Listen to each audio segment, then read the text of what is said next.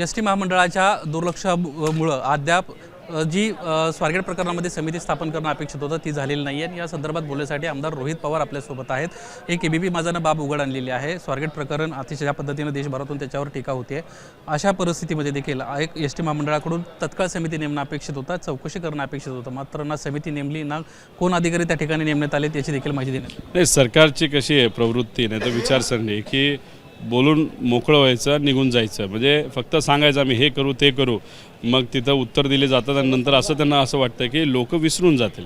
म्हणजे जे काय आम्ही सांगितलं होतं की एक आठवड्यात आम्ही समिती करू, आम्ही कमिटी करू, त्यातून जे काही बाहेर निघेल त्याच्यावर आम्ही कारवाई करू, पण तसं कुठेही काय होताना दिसत नाही। म्हणजे सरकार फक्त काम ढकलपणा करते।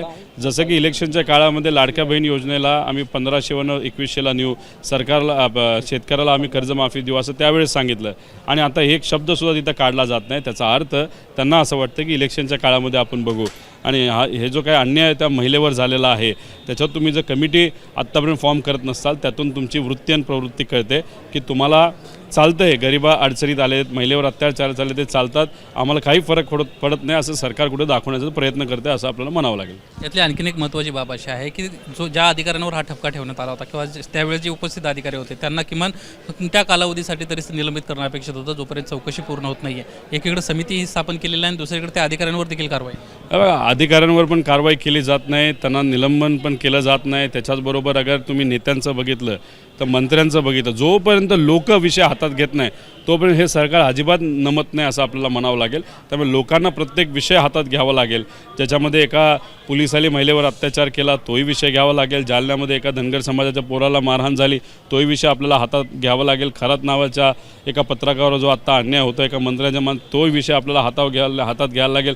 पुण्यात परत एक रेप झाला असं आम्हाला कळतं। तर हे जे काय चाललं आहे ना ह्याच्यामध्ये कुठंतरी आता लोकातूनच एक भावना पुढं आली पाहिजे, लोकांनीच हे विषय हातामध्ये घेतलं पाहिजे असं मला वाटतं। हे सरकार इतकं माजलं आहे, इतकं हवेत गेलेलं आहे की त्यांना असं वाटतं की एवढे आमदार आमचे निवडून आले, कुणी आमच्या केसाला हातसुद्धा लावू शकत नाही, पण कोण लावू शकतं आणि कोणात ती धमक येते फक्त सामान्य लोक आहेत असं आमचं मत आहे। व्यवस्थापकीय संचालक असलेले एस.टी. महामंडळाचे किंवा 8 महाव्यवस्थापक आहेत राज्याला, एकानंही त्या ठिकाणी भेटच दिलेली नाही आहे। त्यामुळे नेमकं घटनास्थळी काय झालं या संदर्भात कुठली डिटेल्स एस.टी. महामंडळाकडे जे अपेक्षित होते ना ते नाही आहे। नाही, कोणाला ह्याच्या खोलातच जायचं नाही, कोणाला त्या मुलीला न्याय द्यायचा नाही, त्या महिलेला न्याय द्यायचा नाही। त्याच्याचबरोबर तुम्ही जर बघितलं तर हा तर विषय महत्त्वाचा आहेच, पण 2000 कोटीचा जो कॉन्ट्रॅक्ट झाला होता बस रेंटलमध्ये, ज्याच्यातून खूप मोठा भ्रष्टाचार 200-300 कोटीचा भ्रष्टाचार झाला, त्याच्याबद्दलसुद्धा कोणाला काही केलं नाही, कुठली कारवाई झाली नाही। जे माजी मंत्री होते त्याच्याबद्दल तुम्ही काय केलं ह्याचा साधा शब्दसुद्धा तिथं काढला जात नाही।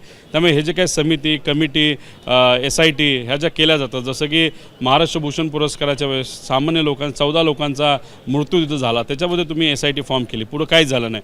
तिथं तुम्ही लाठीचार्ज झाला जालनामध्ये, त्याच्यावर SIT केली, त्याच्यावर तिथं पुढं तुम्ही काय केलं नाही। त्यामुळे आणि तसंच बीड आणि परभणी ह्याच्यावर SIT फॉर्म झाली, पुढं काय झालं हे कोणालाच माहीत नाही। त्यामुळे हे सरकार नुसतं दाखवण्याचं, म्हणजे दाखवण्याचे दात आणि खायचे दात यांचे वेगळे आहेत। धन्यवाद दादा आमच्याशी बातचीत केल्याबद्दल। एकंदरीत सरकार हवेत गेलेलं आहे, जोपर्यंत लोक विषय हातात घेत नाहीत तोपर्यंत कुठलीच कारवाई होत नाही, अशा पद्धतीची प्रतिक्रिया या ठिकाणी रोहित पवारांना दिली आहे। कॅमेरामन अजय शिवतरकर सह निलेश बुदावली, एबीपी माझा, मुंबई।